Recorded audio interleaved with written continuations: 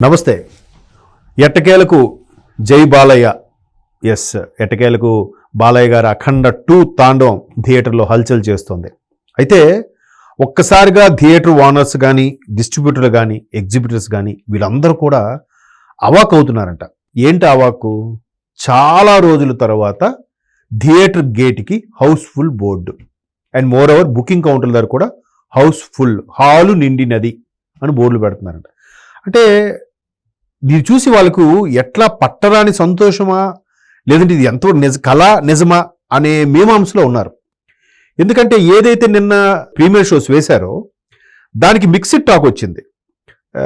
Lag సీన్లు, కొన్ని expected సీన్లు, కొన్ని రొటీన్ సీన్లు, బాలయ్య రేంజ్కి ఓకే కానీ బోయపాటి మరీ వైలెన్స్ ఎక్కువ చూపించారు.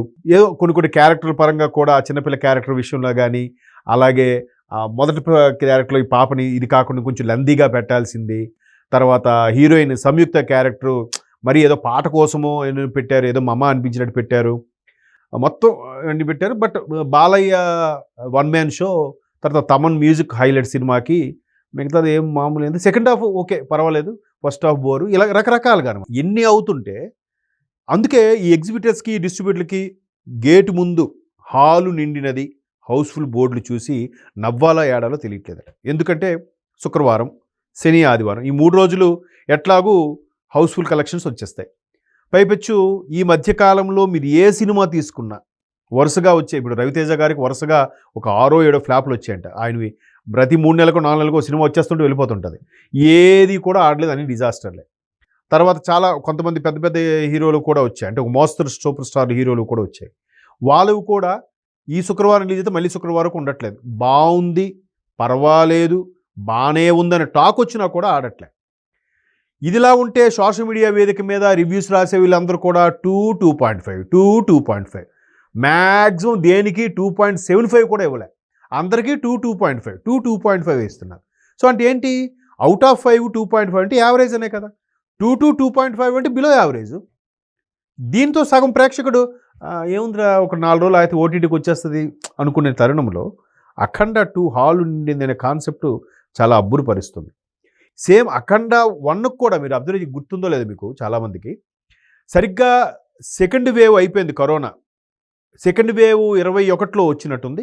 21 ఎండింగ్లో డిసెంబర్లో ఎప్పుడో అఖండ రిలీజ్ అయింది. సేమ్ ఇదే టైంకి ఒక్కసారిగా థియేటర్లకి సుమారుగా 1.5 పాటు 2 ఏళ్ల పాటు ఇళ్లకే పరిమితమైన ప్రజలందరూ ఒక్కసారిగా ఈ ప్రేక్షకులు అఖండకి జై కొట్టారు. భయంకరమైన బ్లాక్ బాస్టర్. ఏ రేంజ్లో అంటే బాలయ్య కెరియర్లో టాప్ 10 బ్లాక్ బాస్టర్ లిస్టు తీసుకుంటే అందులో అఖండ ఒక ప్లేస్లో ఉంటుంది. అటువంటి అఖండ మరల సేమ్ సెంటిమెంట్గా, సేమ్ కాన్సెప్ట్తో అఖండ 2. అయితే ఇక్కడ సినిమా ఆద్యంతం అంటే అఖండ 1 సినిమా చూసిన వాళ్ళకి అర్థమవుద్ది.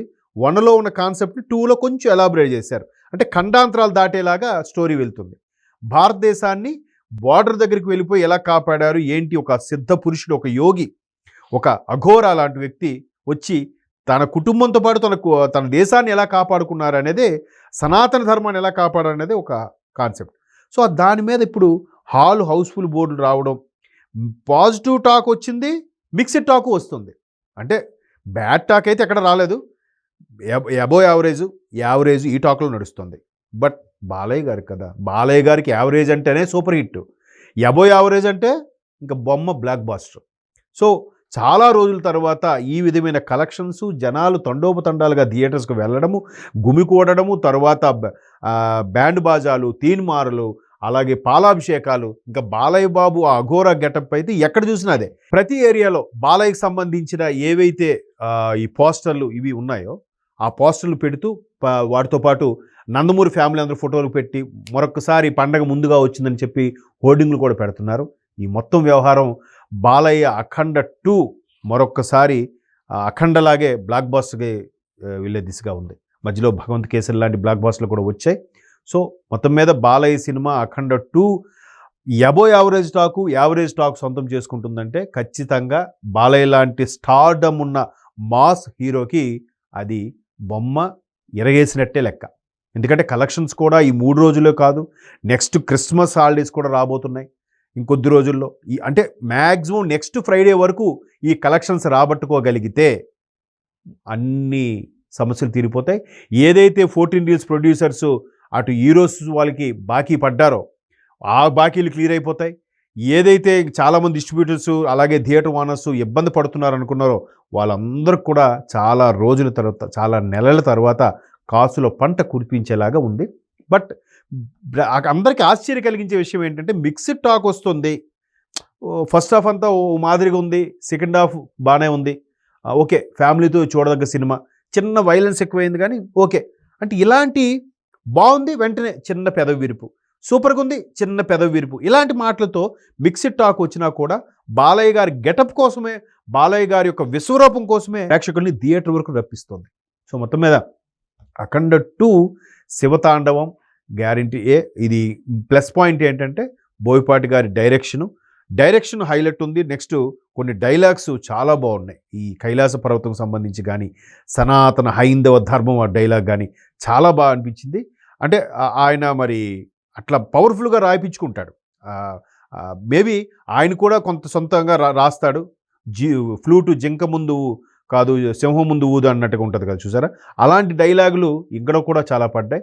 బట్ బాలయ్య వే ఆఫ్ మాడ్యులేషన్కి అఖండ 2కి కరెక్ట్గా యాప్ట్గా అనిపించింది. కుటుంబంతో సహా చూడగా సినిమా అఖండ 2. మొత్తం మీద డిస్ట్రిబ్యూటర్లు, థియేటర్ ఓనర్స్, ఎగ్జిబిటర్స్, ప్రొడ్యూసర్స్ అందరూ ఊపిరి పీల్చుకొని అమ్మయ్య చాలా రోజుల తర్వాత హాలు నిండినది, హౌస్ఫుల్ అనే బోర్డు చూసి ఎక్సైట్మెంట్కి గురవుతున్నారంట. సో అఖండ మొత్తానికి బ్లాక్ బాస్టర్.